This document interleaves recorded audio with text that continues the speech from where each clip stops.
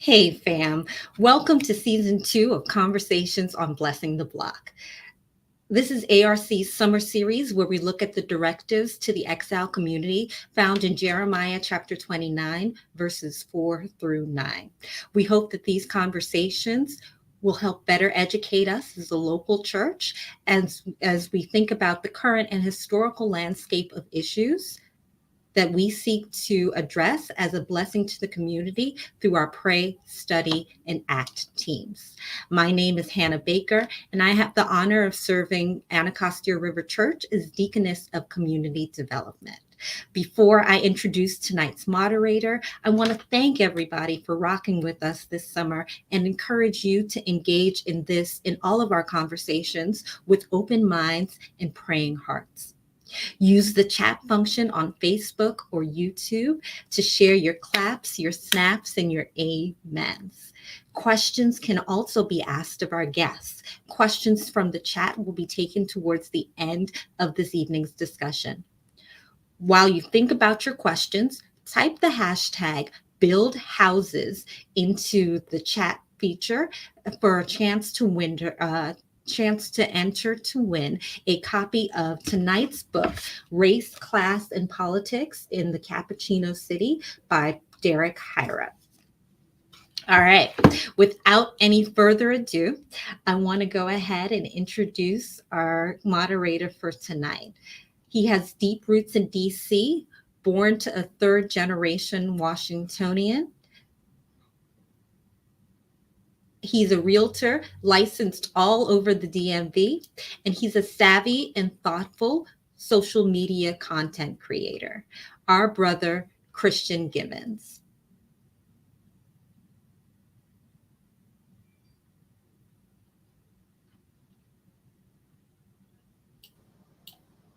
Hey, Christian. Hey, Hannah. Thank you so much for moderating tonight's discussion. Absolutely. Thank you so much. Please show Christian some love as he joins us. I'll be back later in the program to discuss our featured resource partner, as well as to announce the winner of tonight's drawing. Christian, the floor is all yours. Thanks, Hannah.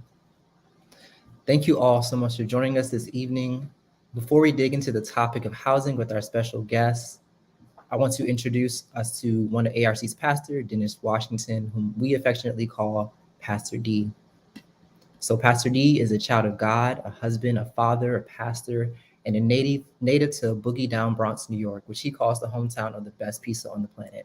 That's debatable, so I can't wait to try that out. It's an honor for me to call him one of my pastors. So Pastor D, can you start us off with a word of prayer?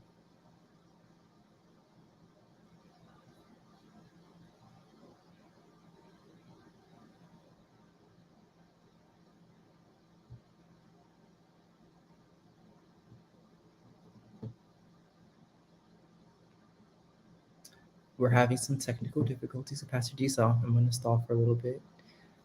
So everybody, how's your day going so far? Put in the chat box. Hey, Christian Whisker, how you doing?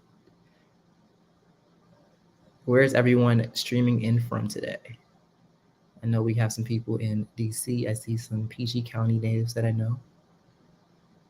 Anyone further than the DMV?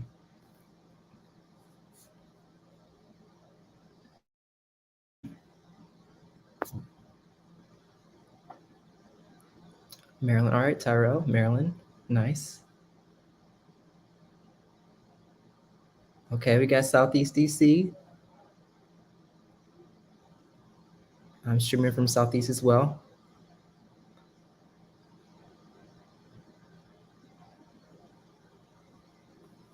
Anyone else? Anyone further than Maryland? I mean, Maryland's right across the street from us, so.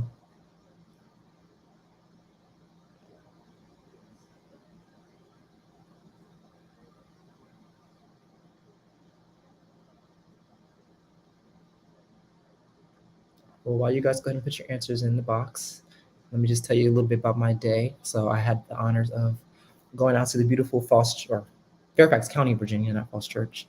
And I was on a property that was probably about half an acre. And it had a zip line on the property. So I got to play a big kid today. It was a great time. My work does not often allow me to have that type of fun, but today I did. So it was a great time. I'll have to share a video with you guys later. So if you follow me on social media, you'll see a video of it this week. So stay tuned for that. Any other takers for location?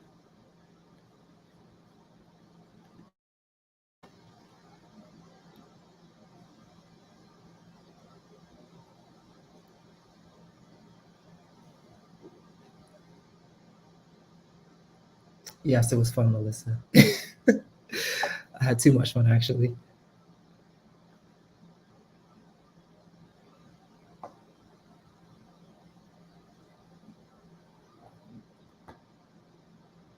All right, Pastor D is in.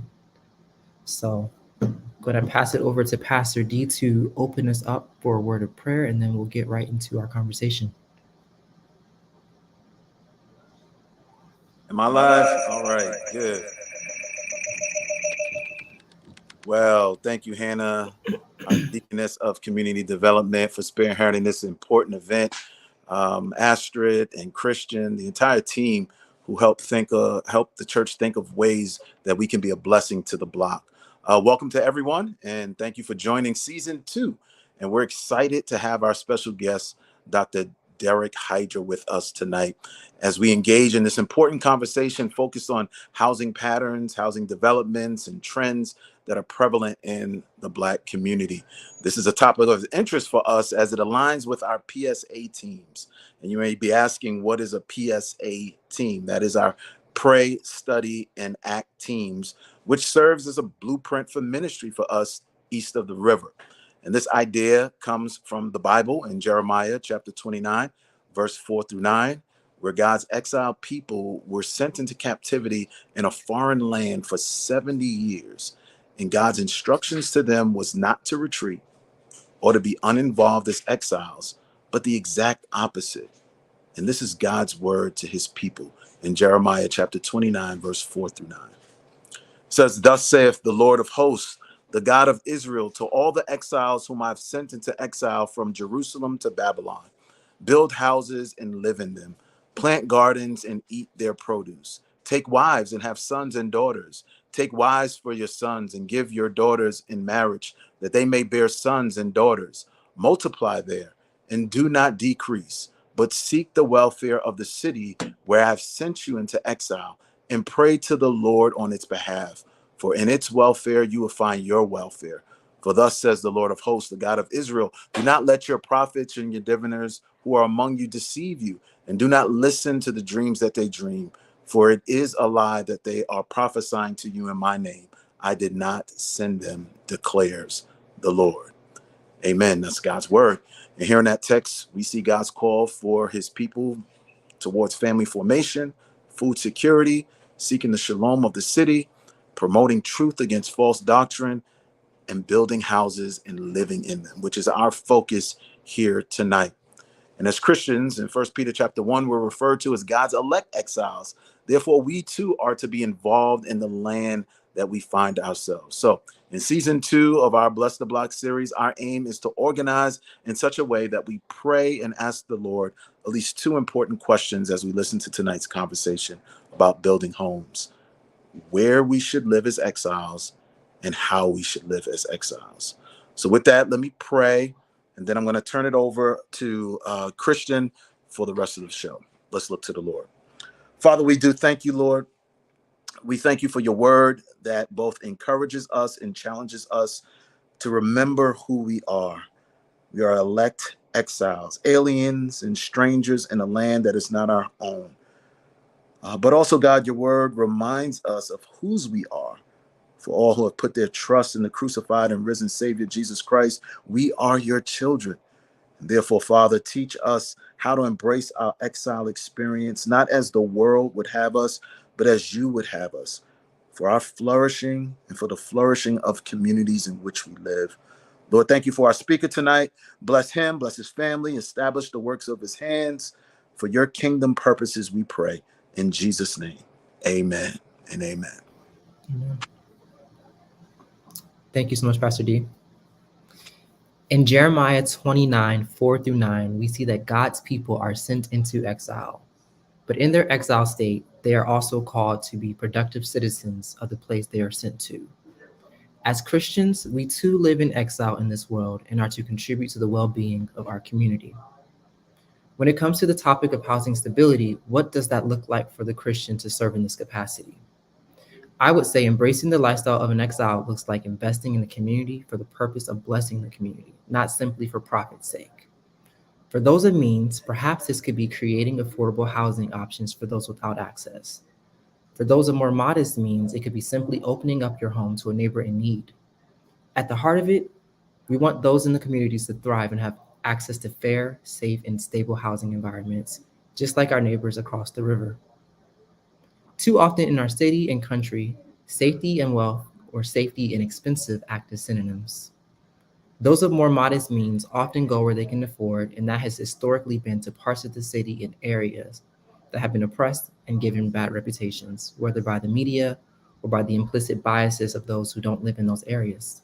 Typically, these communities are communities like Ward 7 and Ward 8. But these wards are no less deserving than any other wards in the city. As a real estate professional, I wanted to share some of the most recent sales data for the city as a whole, and then focus on the 20020 zip code. Recent stats paint a concerning picture. As of Monday, July the 17th, the average sale price of the 607 homes sold in DC from the past 30 days was a staggering $862,725, or a median price of $630,000. However, in the zip code of 20020, where our church community is located, the average was $388,000, or a median price of $407,500. And this was from only 14 home sales. Not only are home prices through the city outrageously high for most families east of the river, but we're also facing historically low inventory for those presently looking for a home. We are also desperately in need of more affordable and middle-income housing options for both renters and buyers. According to the National Association of Realtors, the U.S. housing market is missing about 320,000 homes listings valued up to $256,000. The affordable price range for middle-income buyers, and these are home buyers earning up to $75,000. The 20020 zip code is full of hardworking individuals and families with a median income of $46,554. Astonishingly, over half of the households in this area have incomes below $50,000. In a city where the average household income is $156,000, this is saddening. We can see, based on the income in our community, why homeownership might not feel like an option for many. In light of these alarming housing disparities, we are honored to be joined by Dr. Derek S. Hyra, an esteemed expert in urban studies, housing, and gentrification. Derek's extensive research and insights into housing patterns, development, and trends in marginalized communities provide a unique perspective on the critical issue of affordable housing. He received his BA from Colgate University and his PhD from the University of Chicago. He is also currently the professor of public affairs at American University, located here in Washington, D.C. I'm excited to be discussing his book, Race, Class, and Politics in the Cappuccino City, with him today. Family, will you please show love to our special guest? Thank you so much for joining me today. How you doing? I'm doing good. Thank you for that wonderful introduction. And let me thank Hannah, Pastor D, and just the entire Anacostia River Church community for inviting me and having me here today. I'm looking forward to the conversation. And thanks for all the stats. Man, you really framed it up by giving us, what DC looks like and what certain parts of DC look like. And, just from your statistics, you see there's a lot of economic inequality. And as I'm sure we're going to discuss, that's along racial lines. So I'm really looking forward to this conversation. Yeah, absolutely. We're excited to have you. So I'm just going to get right to the questions then. So first question I have here is, can you please share what prompted you to write your book? Yeah. So I mean, it depends how far you want me to go back, because I can go way back, and I think I'm gonna do it. Okay, And let's do it. Pastor D's bio, um, and with him coming from the Bronx, reminded me of kind of where I grew up. I grew up outside of New York City in an Mhm. affluent white suburb in Westchester County, but I played basketball. I made varsity as a freshman, and my college. I wanted to play big time Division I basketball. I wanted to play for the New York Knicks. And my coach said, up in the suburbs, you got to get where the best players are. And at the Mhm. time, the best players, they weren't in the Bronx. Some were from the Bronx, but most of them were playing in Harlem. So I joined a team, an AAU team, the Riverside Church Hawks, and played in the Rucker League, which I'm sure some of you guys know, the Goodman League here in Anacostia, and the equivalent in New York is the Rucker League. And that was Harlem in the late 80s, early 90s. This is not the Harlem of the Red Rooster and the Mhm. gentrification. This is Harlem of the crack epidemic. So every spring and summer, I would travel 2, 3 times a week uh, down to Harlem and play on 155th, play on 116th, and play on 135th Street. And all of my teammates were from Harlem or from the Bronx. Um, and these weren't just my teammates, these became my friends. Mhm. And hearing what their lives were like, hearing what their family situation was like, and seeing it by being in Harlem, seeing the drug dealers, seeing the crack vials, seeing the boarded up brownstones that now sell for 2, 3 million. Well, they were going for $1, and they were boarded Mhm. up at the time. And so hearing about what their experiences were like versus my experience had a huge impact. And when you ask why I wrote the book that I wrote, it's like, so my dissertation was on the redevelopment of Harlem. Went to Chicago, but I got back to Harlem. I also studied the south side of Chicago, Bronzeville, and its revitalization and redevelopment and its housing situation. And while I was writing that book, I learned a lot about Shaw U Street. And I thought to myself, at some point, I want to learn about and write about the Harlem of DC, and that's the Shaw U Street community. So the book is called The Cappuccino City, talking about racial transition and economic transition in Washington, DC, which used to be known, and maybe is still known as Chocolate City. But the book really drills down and does a deep dive in terms of the history and the contemporary revitalization and gentrification of Shaw U Street. But that book, the passion for writing that book and where it comes from, all dates all the way back to the late 80s in Harlem. And also relates to my dissertation work that was done in the late 90s, early 2000s on the south side of Chicago and then back in Harlem. Wow. Yeah, your passion shows, and that's great. I love the history behind that. And it makes sense if you read the book, like the story behind the basketball court. So if you guys haven't read this book yet, you have to read it. It's a great read. Okay, so the first chapter is titled Making the Gilded Ghetto. Welcome to 14th Street. Can you explain the transition of the community from being seen as a dark ghetto versus a gilded ghetto? Yeah. Kenneth B. Clark, who's a very well-known psychologist, was at Columbia University, did a lot of research um, on sort of stereotypes, on discrimination, and its impact on children. He wrote a book called The Dark Ghetto, and it was about Harlem in the Mm. 1940s, 50s, and 60s, and what concentrated poverty can do to kids. Um, and in that book, he coined something called the Gilded Ghetto. And what he meant is that there are high rates of alcoholism, teen pregnancy, and all these social ills. And people look at what's happening in majority black spaces that are impoverished. But he basically said we see not exactly similar rates, but we see high rates of that in the suburbs, in white suburbs. It just comes out in different formats. And so he coined in this book the Gilded Ghetto, being the white suburb. And so the book is about the dark ghetto, which some might consider Harlem, or the south side of Chicago, Bronzeville, or Shaw U Street at a particular time, maybe in the 70s and 80s, as part of the legacy of the concentrated poverty of the dark ghetto. But now whites were coming in. And I coined it the Gilded Ghetto, one, because gilded, gold, affluence, but also paying homage to Kenneth B. Clark's term that whites from the suburbs who would have lived in the suburbs, all of a sudden now are interested in living in the inner city.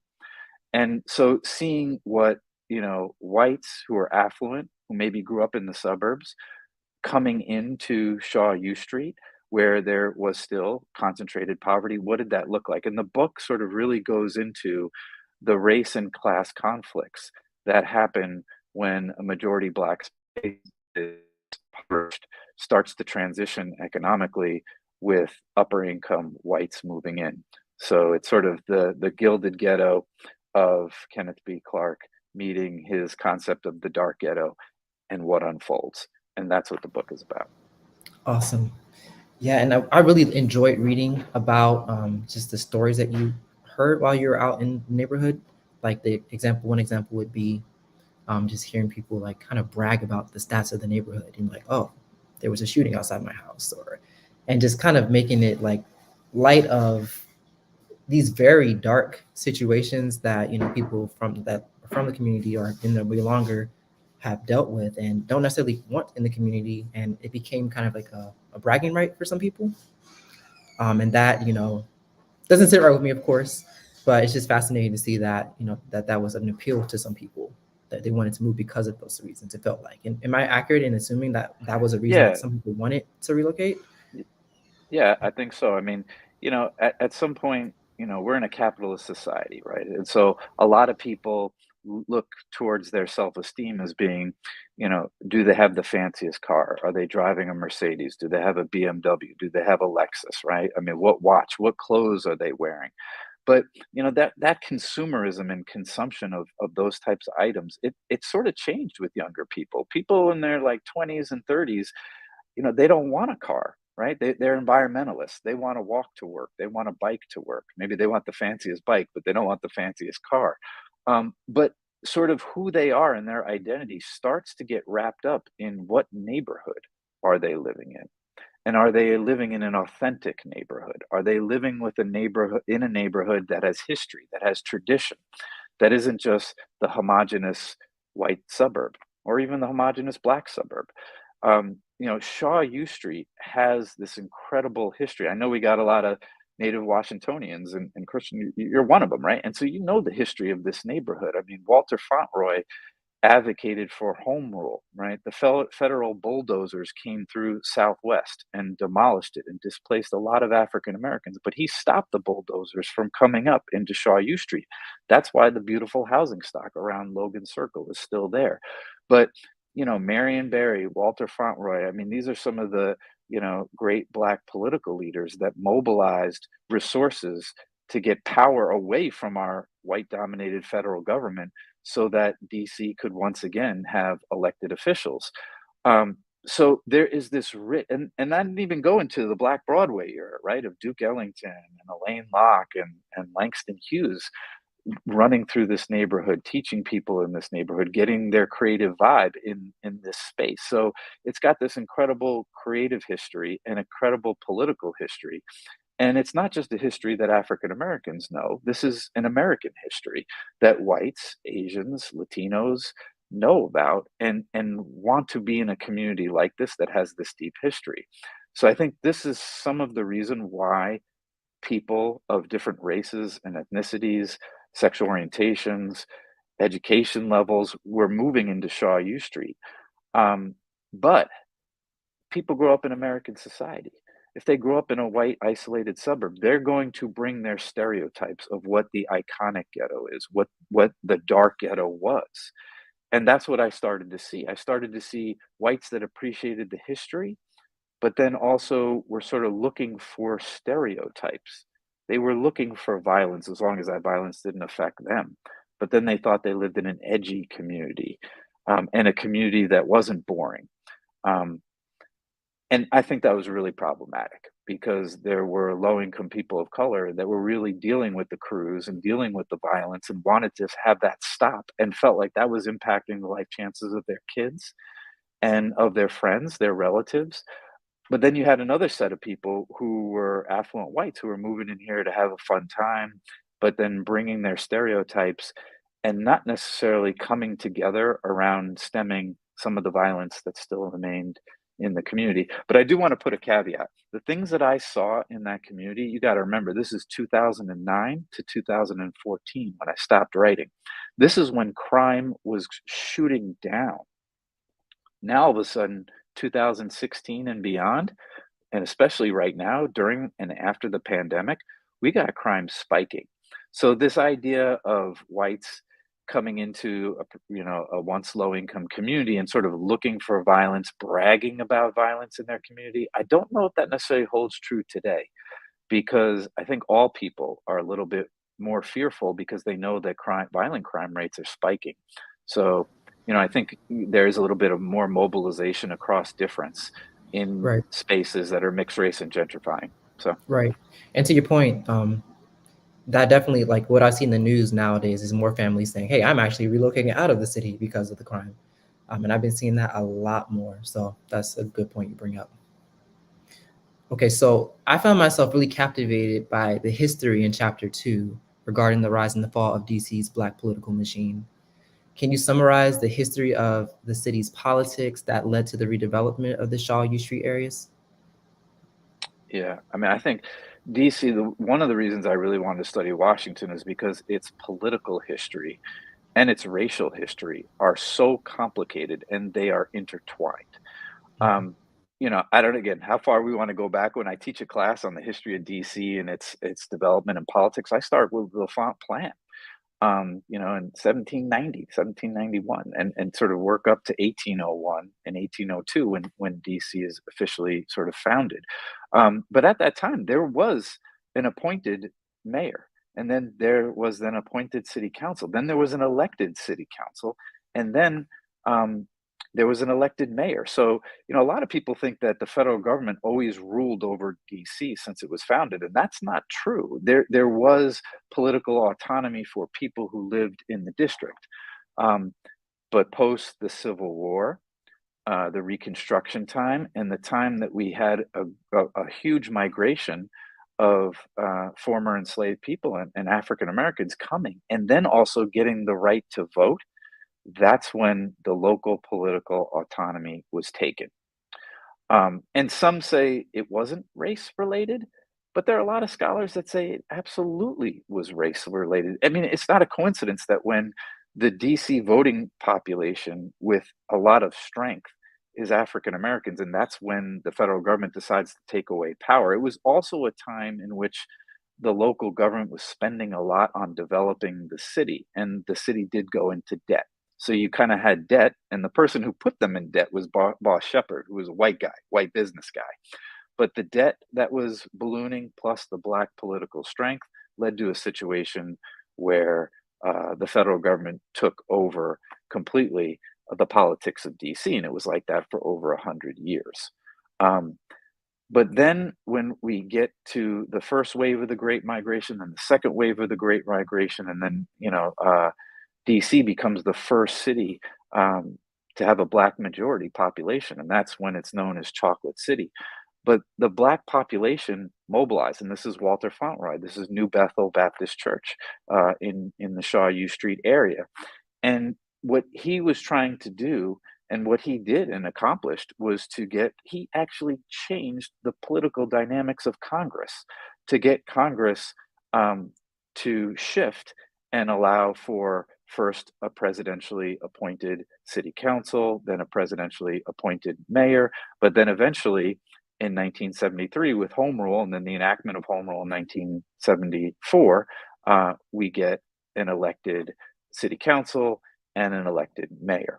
And the history of understanding how DC got Home Rule is so intertwined with the history of the political mobilization of the Shaw U Street neighborhood and also of Black churches, right? I mean, this is being hosted by a Black church in an area that some would say is impoverished, but from the statistics that you just mentioned in the intro, it's not as impoverished as some other places around the country.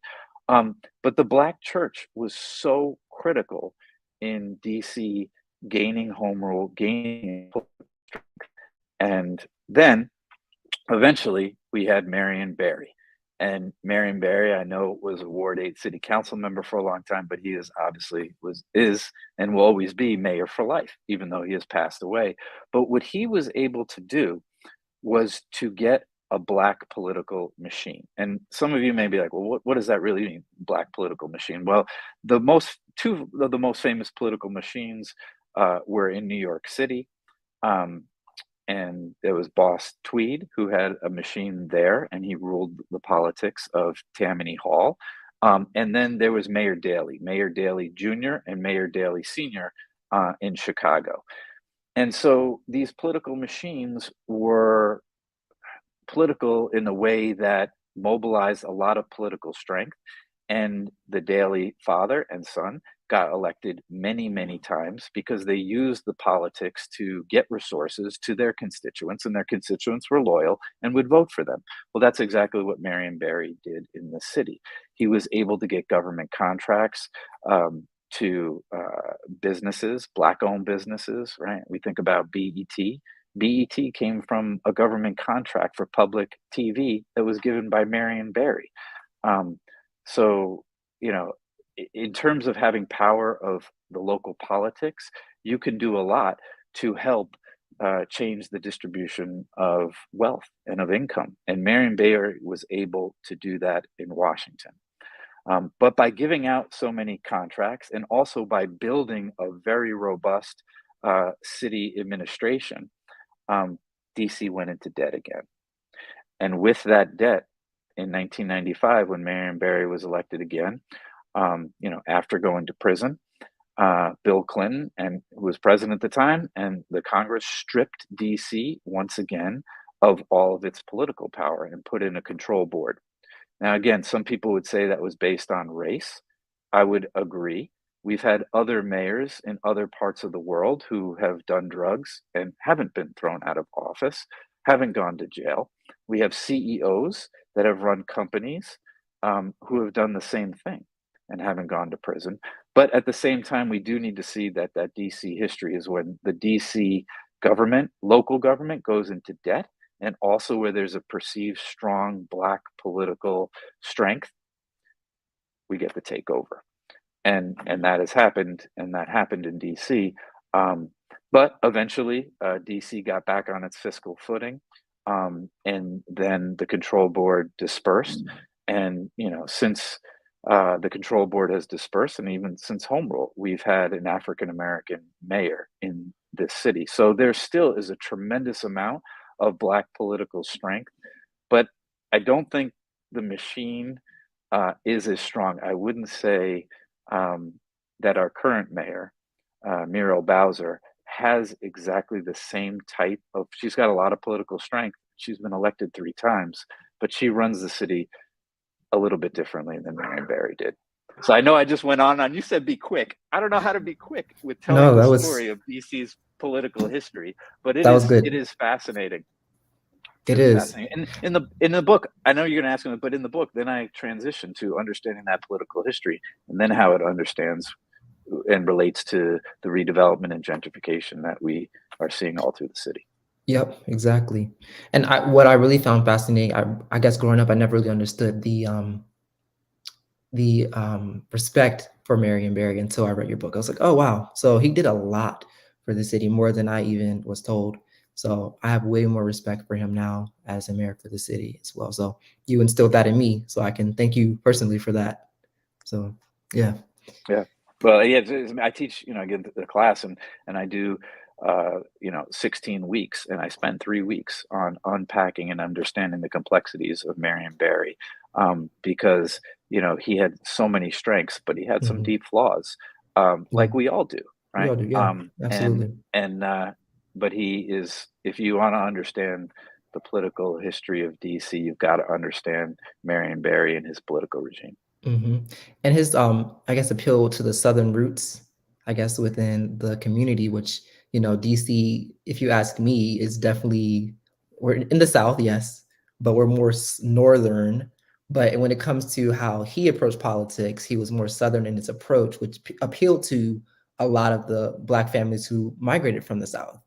And I think you pointed out that the Carolinas is primarily where a lot of Black families are migrated from, which makes sense. My grandma's family, which she was a second generation Washingtonian, migrated from the Carolinas. So yeah, it was just really fascinating history to me. Yeah, and I just think it's interesting that, with politics, you've gotta shake people's hands. You gotta be at Mhm. the ANC meetings. You gotta be on the street, and that's what Marion Barry did. He did, yep. And then you have somebody like Adrian Fenty, who is a one-term mayor here, and he was somebody who, when he ran, was on the street, Mhm. for his first run, but on his second run, he was on the BlackBerry. He was on his phone. He was emailing people. And you see how that election went for him. It Yep. didn't go as well. And I think that Muriel Bowser has learned to combine those strategies, right? She's got a green team that's on the ground, and she's on the Mhm. ground, not as much as Marion Barry, Yeah. but that didn't pull back like Adrian Funty did on his second term. And that's in part why she's able to continue to win. Yeah, definitely. Okay, so let's keep going forward here. Chapter 4 was titled Black Branding. Fascinating title. Can you please explain what that is and how this took place in Shaw and U Street? Yeah, well, this is one of the things that I think when the book came out, it was not necessarily groundbreaking, but it definitely was one of the first studies to really look at when a neighborhood was branded black, and then all of a sudden property values were rising, right? I mean, it, Mhm. it used to be when a neighborhood turned black, whites would flee, right? I mean, that's white flight. That's Right. white flight related to the Great Migrations. This is why a lot of cities became black majority cities, because when Mhm. African Americans moved in, whites would move out.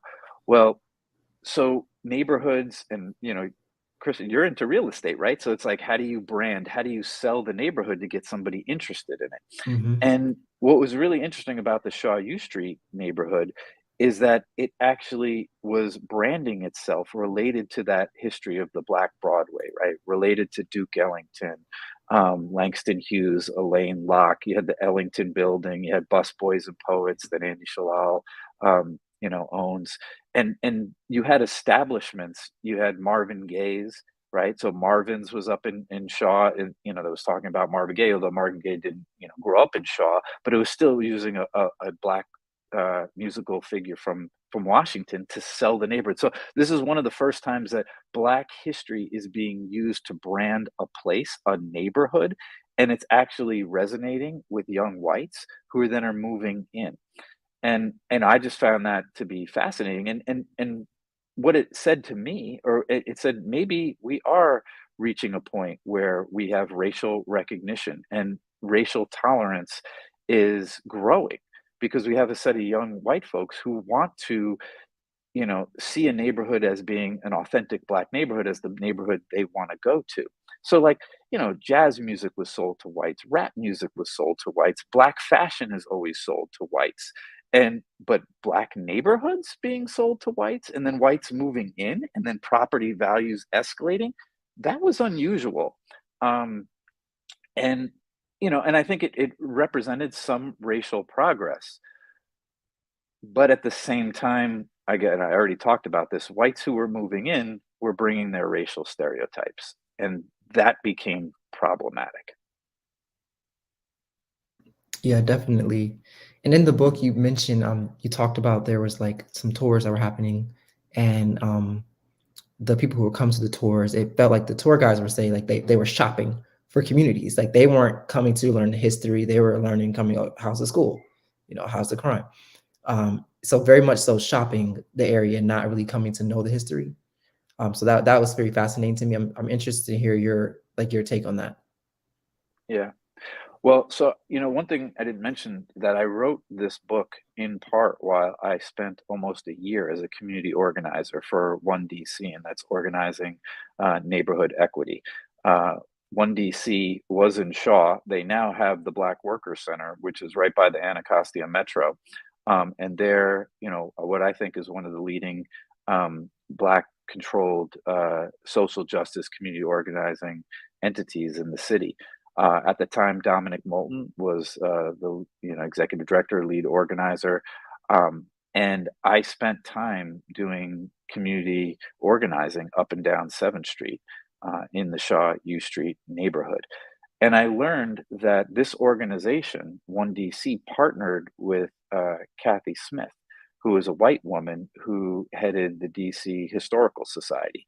And she was getting government grants from Anthony Williams, who was the mayor at the time, to do walking tours and to do the Black History tours. So if you go through the Shaw U Street neighborhood, I know a lot of people on this video call have and who are watching this, but you see the signage of the Black history. It's impossible to walk through the Shaw U Street neighborhood and not understand and recognize some of the famous African Americans who have lived there because it's all over the street, it's all over the sidewalks. Well, Kathy Smith was part of getting the resources from Anthony Williams to install that. Then she decided to partner with 1DC, a Black-led organization, to do the walking tours, to have people come into the community. And 1DC was all for this. They were all about educating people about the deep history of the community. But again, what 1DC representatives started to realize is that the people that were coming on the walking tours were not interested in the Black history per se. They were like, "Oh, that housing stock, look at that beautiful home. Like, we could buy that and read." And they started asking questions like, what are the homes going for here? How much is that home going? And that's when 1DC realized what was happening, and they decided to stop doing the tours. They broke off their relationship with the DC Historical Society, and they did not want to do the walking tours because they felt that the walking tours were facilitating, stimulating the gentrification process that was putting pressure on the membership of 1DC, who was finding their rents starting to skyrocket. And many of them lived in the subsidized housing up and down 7th Street, and they started to understand that the newcomers who were coming to learn the Black history were also starting to become the newcomers who were buying the homes and driving up real estate prices. Um, so it's hard. It's a dilemma. How do you teach? When you think about Anacostia, there is a rich and historic Black history there. Um, Now, how do you communicate that history in a way to have that resonate and be learned about by people all over the DMV, all over the United States, all over the world, without triggering what got triggered in Shaw U Street? And it's a dilemma, and it's difficult to do, but it has to be thought through because marketing a community based on its Black history could be leading to the demise of Black community. Good point. Good point. I was intrigued in chapter 6 when you mentioned some of the church's low-income housing stock. Can you tell us more about the church's role in creating affordable housing in Shaw U Street? Yeah, again, that's New Bethel Baptist Church, and Walter Fauntleroy is what he was able to do was, in 1968, we had the riots that went after Martin Luther King was assassinated that ripped through 7th Street, it went through 14th Street, and also 8th Street Northeast. And, it didn't just happen here in DC, it happened all around the country. And he was able to, a lot of the storefronts along 7th Street were burned to the ground. He was able to work with the federal government and the Department of Housing and Urban Development and also the Federal Housing Authority and get low interest loans to build affordable housing. So there was, and there still is, a bunch of affordable housing all up and down 14th Street as you go up a little bit north to Columbia Heights, but also you kind of have that affordable housing there right by the Kennedy Rec Center. There's a building 1330, there's the Gibson. These were houses, multifamily houses that were affordable housing, but they were built with FHA loans. They were built by Black churches who are all around there after the riots. So there really was a push to get resources to heal the Shaw U Street area that had burned. And a lot of affordable housing was built, but it was built not by the DC Housing Authority. Yes, there is DC Housing Authority. There was Berry Farms that was in Anacostia. There still is Greenleaf that's in Southwest. We have public housing around DC, but the subsidized housing that was primarily in the Shaw U Street was not built by the housing authority. It was built by Black churches. So there's a big role in terms of politics, but also with the getting resources to construct affordable housing in the Shaw U Street neighborhood. So, and some would say, well, maybe all that affordable housing wasn't a great idea because it led to this situation where you had a high concentration of low income people. So it's like a double-edged sword. It's like, well, the commercial buildings were burnt down. What do we put in its place? There was a lot of impoverished people in the Shaw U Street neighborhood, and Fauntleroy advocated for affordable housing. It got built, which was a great thing. But also, we had a lot of businesses leave after the unrest of '68. We had a lot of whites leave, but we also had the Black middle class leave and bounce out and go to PG County. So there was a lot of factors for the impoverishment that was in Shaw U Street. It wasn't just because subsidized housing was built, but some of that subsidized housing still remains today. And it's the reason that the Shaw U Street area hasn't totally changed racially. In 1980, it was 80% African American. By 2010, it was only 30% African American. And the 30% African American, the majority, live in the subsidized housing that is still there. So I think having quality subsidized housing is really important. And again, I want to relate this now to Anacostia a little bit. In Anacostia, some people say there's too much affordable housing here. We need more market rate housing. But just remember, let's not give up all that affordable housing because upper income people are going to come. You mentioned what the difference between the median home value, like 800,000 for DC, and then in the zip code that you mentioned in Southeast, it was about 400,000. So some people would say we got to get the affordable, get out Berry Farm, get out any other subsidized housing so that we can attract more people. We can get that median house price up a little higher. That median house price is going to go up. There is investments coming in that have already come in around St. Elizabeth's, right? We've got the Mystics facility there. We've got part of the Homeland Security there. We've got Busboys and Poets has come over there, right? That's the sign. That's one of the symbols. But we also have the 11th Street Bridge Park project that is going to be built, and that's going to be the bridge, from Navy Yard, which is upper income, majority white now, and coming right over the river. So upper income people are going to come. And now we got to think about the existing subsidized housing stock. Is that going to be preserved? And Berry Farms is already gone, right? And that's a public housing project I'm sure many of you know about that has completely been razed, and those people have been displaced. So we've got to think about learning the lessons from Shaw U Street and making sure that Anacostia, that the people who are there now can stay, remain, and thrive as it transitions economically, and it's going to happen. I agree with that completely. Yep. So actually, that's a good transition. So the physical displacement of long-term residents is a concern as we think about the migration of the middle and upper class back to the city. But you also mentioned political and cultural displacement in your book. So can you elaborate on what political and cultural displacement looks like in a gentrifying community? Yeah. Yeah, no, it's a great question, and that's one of the things I really tried to elevate in the book. That all these urban planners and politicians, they're concerned about residential displacement, right? They don't want to replicate the urban renewal of the 1940s, 50s, and 60s. Nobody wants to see what happened in Southwest happen again with raising all of this housing stock and having people of color be dispersed. And so it's sort of like if you can prevent mass residential displacement, a lot of urban planners and a lot of politicians would say you've succeeded with doing equitable revitalization. But I said, whoa, whoa, whoa, whoa, like there's something else besides the residential displacement. When you get upper income people, especially in DC, who are white, people move to the city because they're politically active. Well, when whites moved into Shaw U Street, they started taking over the ANCs, and that's the Advisory Neighborhood Commissions, which is, just under sort of the city council in its advisory role, but they have some sway in terms of what happens in their community.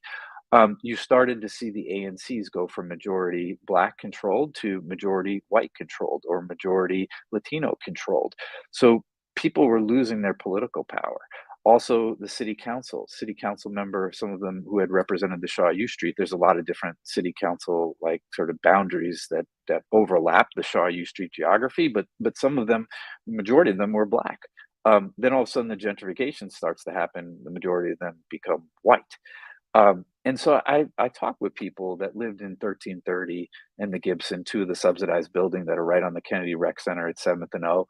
And, they started saying, yeah, it's nice that my housing is stabilized. I'm not worried about being displaced, but the people on my ANC, they don't represent my interest. The people in the city council, they don't want the things that I want.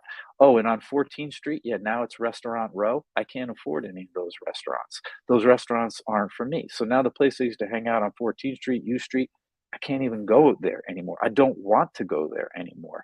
And then you get the beer gardens coming in, which cater to the young white millennials. You get people walking on the street and looking in like they're excluded. And what I found in the Shaw U Street area was that even though it looked really diverse in terms of population on the street, when you get into the civil society, the churches started to segregate. The restaurants segregated, the playgrounds segregated. It was a micro level segregation in a community that looked really diverse. And I heard a lot of longtime Black residents talk about how they weren't worried about being displaced physically, but they felt they were displaced psychologically. It didn't feel like their home anymore. They felt out of place in their own space, in their own community. And I think that's really problematic. And that's something that policymakers and urban planners didn't and don't think deeply about. They think about the physical displacement and not the psychological, the cultural, and the political. So to make, I think, Anacostia work and work well, there's got to be Black political equity, right? And we just saw a redistricting of Ward 8. Ward 8 now goes into Navy Yard. Literally, a slice of it jumps over and goes into the white section of Navy Yard. That is weird. That is unusual. And that was done because of population, to equal out the wards in terms of population. But why did it move to the white area? And now, whites are going to move in. And a lot of these young white millennials are very politically active. Maybe they're going to start taking over some of the ANCs. Um, so, of course, we want investments in underserved areas. Of course, we want equity. We want the property values to be equal in Ward 8 than it is in Ward 1 and Ward 2 and Ward 3.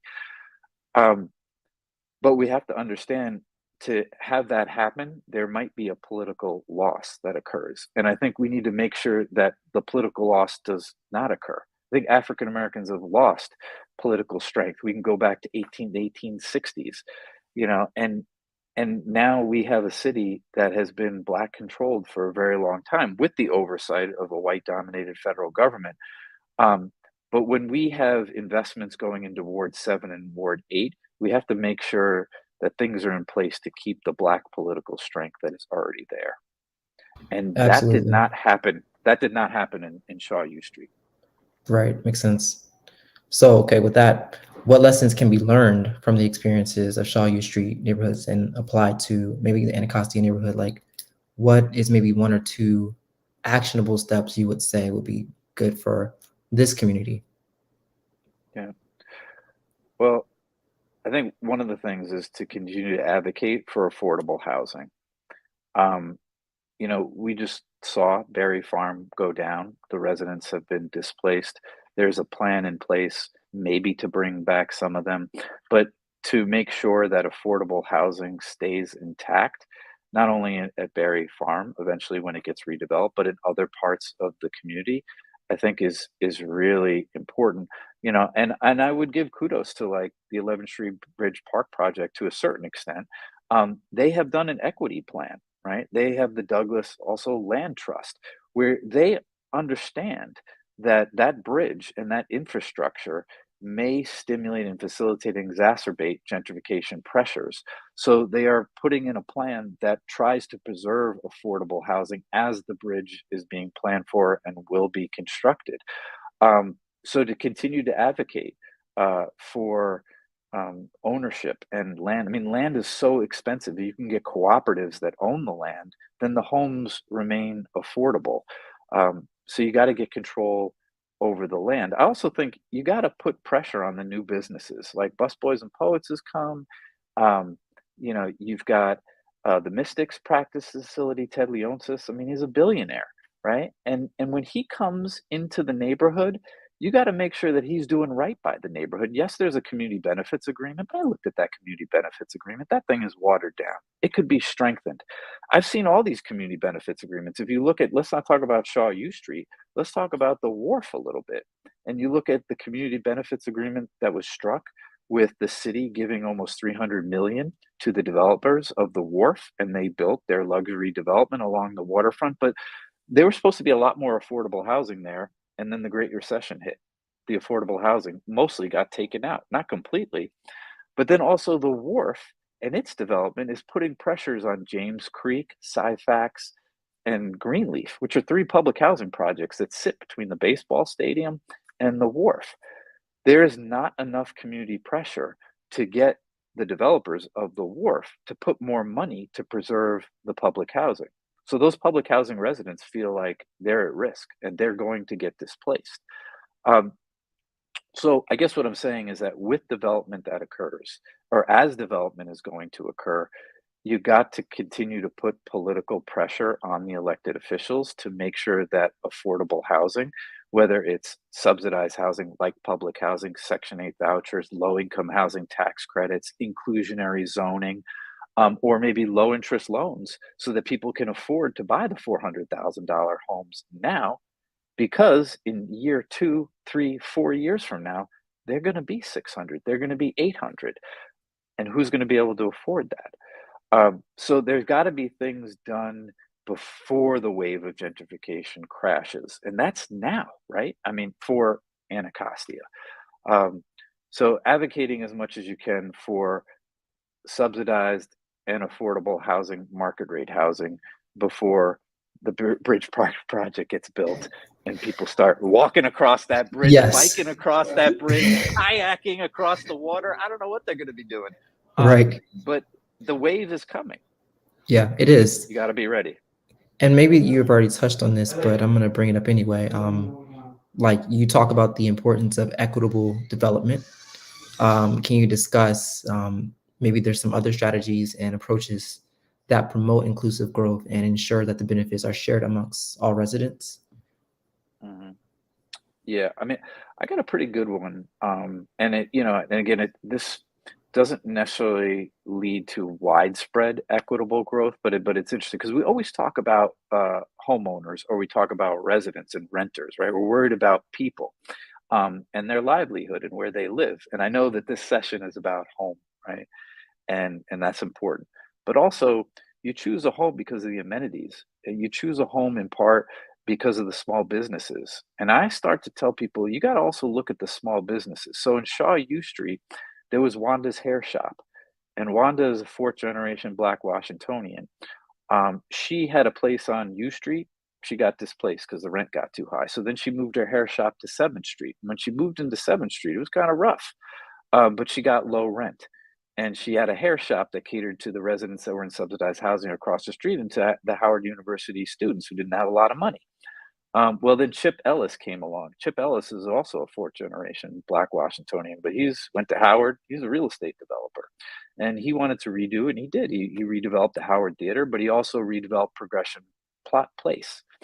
When he redeveloped Progression Place, he didn't want Wanda to be a part of it because he felt Wanda catered to lower income people, and he wanted to cater to upper income African Americans. He's pro-Black, but he's pro-Black and pro-wealth. Nothing wrong with that, but you got to talk about race and you got to talk about class.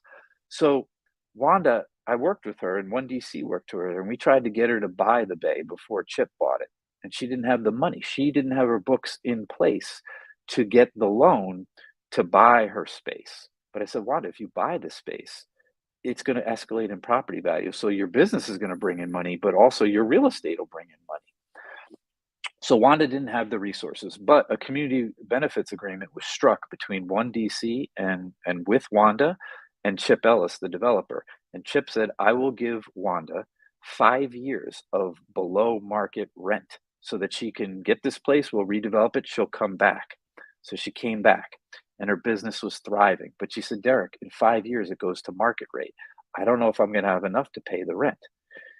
In the meantime, she worked with the Bowser administration, and the Bowser administration started a program to give low-interest loans to legacy businesses, to long-term Black-owned businesses in the district. It wasn't a lot of money. It was like $3 million. Wanda got one of the loans. She bought a space in Anacostia, and she's starting a hair school that's going to teach people cosmopolitan, teach them how to open up their own hair shops. But Wanda owns that bay. So when the gentrification happens and the real estate price goes up, Wanda has equity. So she can start the next Wanda hair shop. Or maybe one of her students, she can help them open up their own hair shop. She could start a franchise. This is exactly what Andy Shalal did. When he started the first Busboys and Poets on 14th and W, he didn't rent that space. That first space he bought with a Small Business Administration 504 government guaranteed loan. So when Shaw U Street or when 14th Street gentrified, he gained all that equity and he started the next Busboys and the next Busboys and the next Busboys. He has a restaurant and real estate empire because he bought before the gentrification. We need more entrepreneurs to buy in Anacostia and to buy in the areas that are about to pop. So we got to think about home ownership, but we also have to think about the businesses. So when a Black-owned business like Wanda stays in place, then the cultural displacement ceases to exist to a certain extent or is mitigated and minimized, because a Black-owned barbershop, hair shop, this is not just a hair shop. This is where people socialize. This is where people politic, right? And people hustle and do all sorts of things.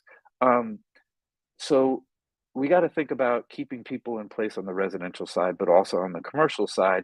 And so something that I think your church and church members can advocate is to maybe expand the Bowser administration $3 million program. Make it 5, make it 10 million, make it 20 million. Have it start targeting Black entrepreneurs who are budding and who are going to be successful in Anacostia and help them, just like Wanda couldn't buy in Shaw U Street, but she bought in Anacostia. There are other people, I think, who could buy in Anacostia and who will reap the benefits of a commercial real estate rise. That's great. I think that's excellent. I just took some notes for myself, actually. So, okay, so we're going to go to some questions from the audience now. I think we have a few, so we're going to have those pop up on the screen. So, Ma Kirsty, what have you seen as an effective ways to keep Black political leadership and power in the midst of our gentrifying community? Yeah, Christy, it's a great question. I don't know if I've seen many examples in DC, but I'm going to give you an example from New York City. Pastor D is from the Bronx, right? So, and I studied New York. So in New York, they have a structure that's similar to the ANCs. It's called the community boards. And the community boards are appointed by the borough presidents who are elected. So our ANCs are elected. And I mean, I believe in democracy. That's how we should have it. But when the demographics start to shift in a gentrified space, the newcomers may try to elect newcomers that they think fit the tastes and preferences that they want. So there's going to be like a battle between the long-term residents and the newcomers. But we should be preserving the perspective, I think, of long-term residents. And we could have ANCs that get elected, but also that there are a couple of them that are appointed. And they could be appointed, meaning they have to have people who have lived in the community for 20 years, 30 years, 10 years. I don't know what it is, but who have a perspective on a community way beyond the transition period that can teach the newcomers about the history. And I think that's really important. So to preserve Black political strength, maybe in some of the neighborhoods that are majority Black, we have ANCs that are elected, but then also appointed, maybe appointed by the mayor's office. I don't know who should do the appointing, but the appointments are only for people who have a long-term history with the neighborhood. I think that's a way we could do it. So we'd be borrowing from how New York does it and bringing some of that into DC to sort of preserve some of the Black political strength. That was good. I don't know. I love mean, that. there are other ways we could think about it, but that is the way. The other thing I would say, or I'll just give one other example, is that One DC used to have its power base in Shaw. Well, basically, they've been displaced from Shaw, and they were Mhm. able to fundraise, and they got a Black church to give them, basically a below market or at market price Mhm. for the church, and they created the Black Workers Center. So invest in and donate. Doesn't have to be One DC. There's Empower DC. There's a bunch of advocacy um, organizations around the city that represent the interests of low, moderate income, working class, long-term residents of the city. Invest in those nonprofits because it's not just everyday residents and citizens. You've got to invest in organizations like, Mhm. your church, right? But it's not just the church. You also need a nonprofit. So getting a nonprofit to align with your church to do advocacy, to get the politicians, whoever is elected, whatever their race or background is, but to get them to allocate resources for underserved people is going to be Mhm. important. That's good. I think we have one more audience question from Christian Whisker. How do we encourage home ownership from our church members and community members while avoiding past mistakes similar to 2008, where the Black population was disproportionately impacted? Mhm. Yeah, Christian. Christian is one of my students. I shouldn't say a student because he's like a teacher. He teaches me, and he teaches me about what's going on in Anacostia, what's going on with your church. But he also, he works at Capital One, so he knows about the banking industry and the lending industry. And I think what he's referring to is the subprime mortgage debacle, right? I mean, we have a huge inequities in home ownership along racial lines. About 71% of whites own a home in the United States, and only about 41, 42% of African Americans own a home. And that home ownership disparity is related to wealth disparities and income disparities and the whole history of racial discrimination in our country. Um, but we tried to mitigate some of that by loosening up the lending criteria to get people who maybe some banks shied away from, but also some people who felt banks discriminated. They redlined, and so we greenlined, but we did it in a way that was not sustainable. And then we had the whole subprime mortgage debacle, which took down our economy and took down the economies around the world. It was awful. So I always think that what we need to do is we need to lend in a sustainable way. I just talked about the Small Business Administration. They have a 504 program that gets a government guarantee for lending to risky small businesses. I mean, businesses, when they start, they're risky. A lot of businesses fold. Um, we have the FHA, and the FHA once discriminated against African American communities and African Americans and didn't give loans. But now we've learned about that racial discrimination history. We should have the FHA give below market government guaranteed loans to people who have been discriminated against. That's the way that we do sustainable lending, safe lending, secure lending that heals the harms of our racial discrimination past just in the 20th century with redlining. What we had happen is we had banks come up with these smoke and mirror type lending products that weren't sustainable. And then they sold off the risk to Wall Street. They securitized them. They tried to hide the risk, but eventually, the house of cards all fell down.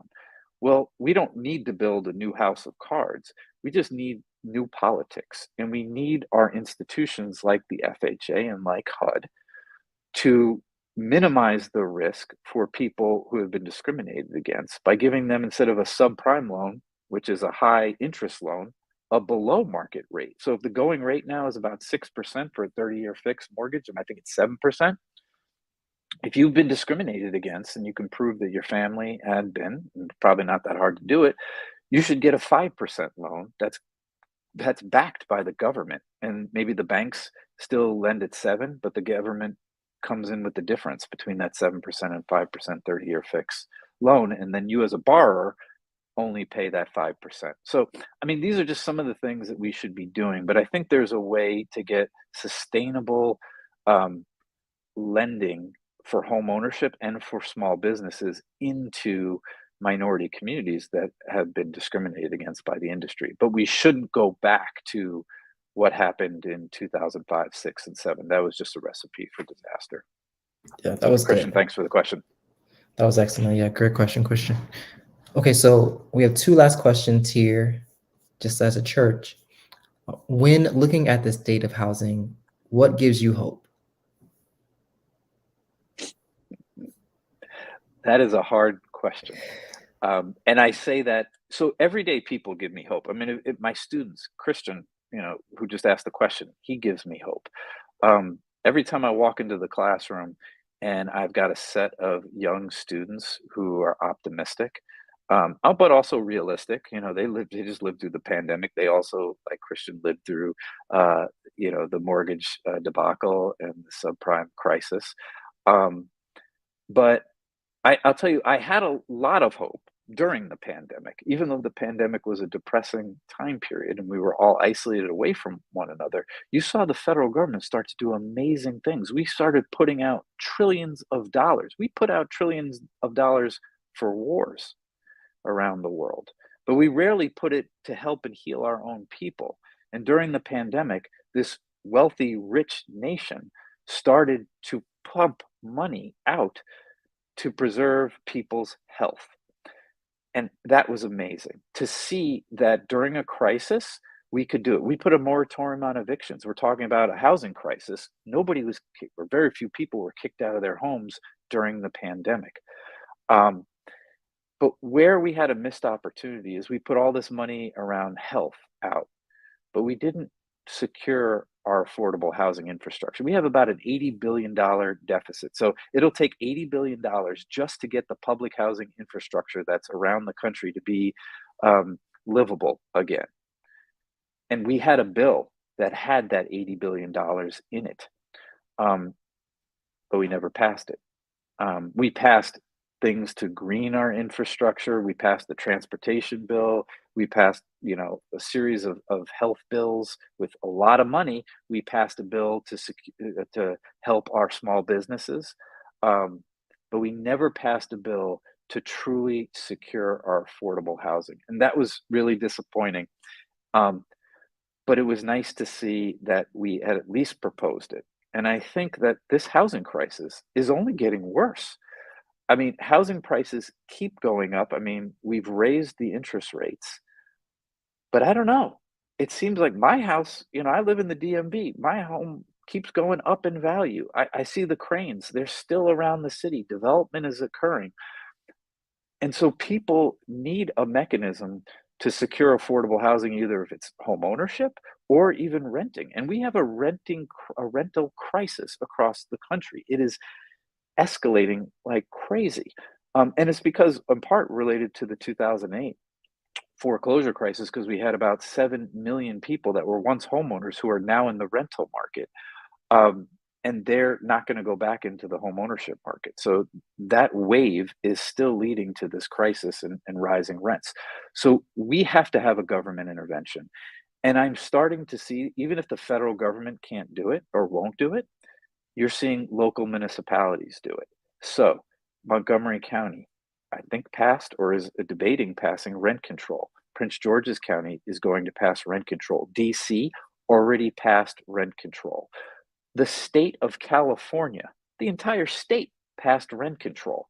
So I'm starting to see that there is local advocacy that is getting things done that is going to alleviate some of this housing pressure. That gives me hope. That's So great. I know it's tough. I know Yeah. it's tough out there, but there are things that are happening at the local level that I think will bubble up and hopefully lead to a greater federal intervention in the housing market. Yeah, let's pray so. Last question we have. What advice would you give to our church as we seek to address the housing issues in our community? It's a tough one. I think being realistic of what you can do in the community. And I know your church is engaged in the community. Christian tells me all the things that you do on prisoner reentry, food bank. I mean, there's just it's incredible the effort that your membership is putting towards bettering the lives of people that are in your community, part of your community. They're your friends, they're your neighbors. They may not be members of the church, maybe some of them are, but I'm telling you, it's incredible. But I've seen a lot of churches try to make interventions in the housing market, and that is a tough nut to crack. Abyssinian Baptist Church, they did it in Harlem. I watched Calvin Butts create a community development corporation and try to rehab the burnt out brownstones, right? That I talked about that relate to, I have the passion for what I'm doing. And when he tried to do it, what happened is the construction costs are so expensive that he started to only be able to place people who were moderate to upper income in that. And so now he's being perceived as like a gentrifier, even though they have this huge history in Harlem. I've watched on the south side of Chicago, the Centers for New Horizon, where they weren't faith-based, but they were a powerful nonprofit, and they tried to do it with housing. Also, One DC spun out of, oh my goodness, I'm forgetting the name of the nonprofit, but there's the nonprofit that does housing in DC. And, it's hard. It's really hard. So what I think is that don't overreach and don't overpromise, but try maybe to link up with the Douglas Land Trust or others who have the experience in housing and know how difficult it is, and try to make a dent, or maybe even start your own community development corporation. I mean, that is a way to do it, but it is very difficult. You'll also get a lot of donations from Wells Fargo, JP Morgan Chase, and you'll be like, oh, wow, we're going to do this. But JP Morgan Chase and Wells Fargo and Bank of America, they're making other investments to gentrify the community. Do you want to partner with a lead bank that might be gentrifying, or do you want to do it on your own? So these are all things to think about. But one, I would definitely say advocate to the local politicians to preserve affordable housing. That's not risky. That takes time. That takes sweat equity and work. But then think about partnering with another nonprofit that has more housing expertise, and keep your sites small at first. Again, don't overpromise, and don't take big money right away from one of the banks, because they probably don't have the best interests of the people in the community in mind. And also, low-income residents will look at you differently when you're being sponsored by a leading banking institution. So start small, make a difference in a couple people's lives, and then build out from there. And that would be my advice. That's great advice. And I think those are things that we can actually take action on. So thank you so much. Just thank you again, Dr. Hyra, for just taking time to chat with us about your book and your work. It's been great getting to know you a little bit better. And please show him some love, family, in the chat box. And thank you again. Yeah, and I just want to say, Christian, thank you to you for moderating the discussion. Thank you for reading the book so thoroughly and asking great questions. And let's partner. Let's continue to work together.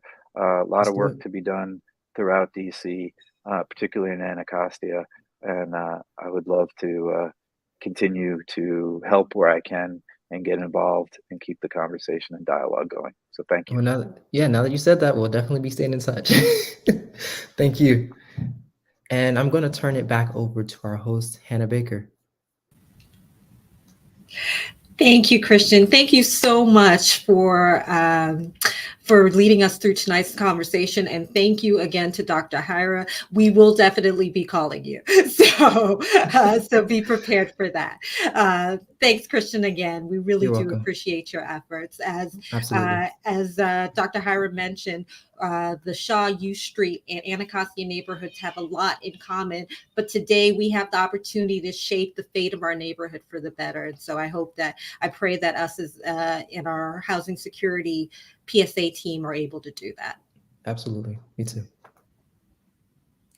All right, fam. As we wrestle with issues of development, disinvestment, segregation, gentrification, I want to highlight our featured resource partner for this evening. As Dr. Hyra already mentioned this evening, the Douglas Community Land Trust. The mission of the Douglas Community Land Trust is to plant the roots of affordable security and prosperity for current and future generations. They do this by enabling inclusive, equitable development and preservation of permanently affordable housing, local businesses, and other public assets through community land ownership. Douglas CLT was incorporated in 2019 as an independent nonprofit membership organization operating in the District of Columbia and initially focused east of the Anacostia River. Establishment of the community-controlled land trust was a key recommendation of the 11th Street Bridge Equitable Development Plan.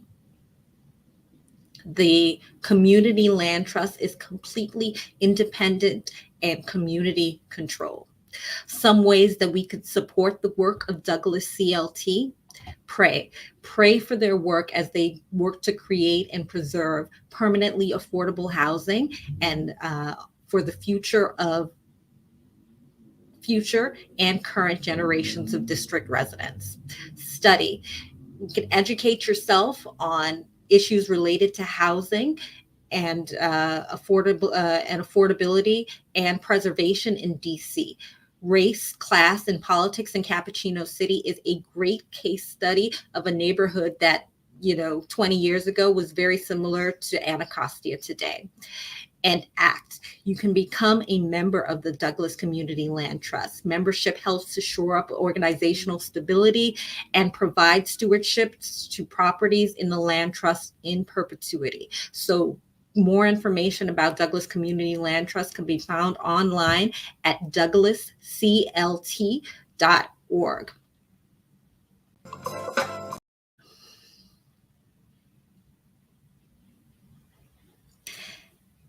Now, to the winner of a copy of Race, Class, and Politics in the Cappuccino City by Derek Hyra.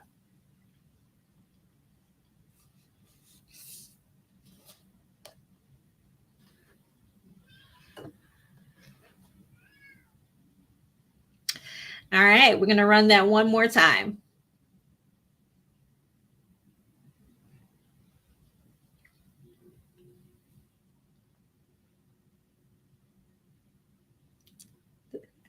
Yes, we will run it again.